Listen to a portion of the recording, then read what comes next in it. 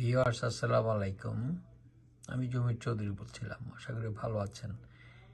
এই যে ছবিটা দেখছেন, এটা ভিডিও এবং ছবি আকারেই। এখানে আমাদের বামে দেখছেন যে আমির খসরু চৌধুরী, যে BNP senior vice president, actually Tarique রহমানের পরেই ভাইস প্রেসিডেন্ট, এবং অমিত শাহা স্বরাষ্ট্রমন্ত্রী ভারত, এই যে দেখছেন বসে আছে সোফার মধ্যে। আমির খসরু সাহেব এখন বোধহয় ভারতে আছেন। আই এম শিওর ওনার সাথে হয়তো ভারতীয় পররাষ্ট্রমন্ত্রী জয়শঙ্কর এবং বিশেষ নিরাপত্তা উপদেষ্টা অজিত দোভাল, ওদের সাথেও দেখা হবে।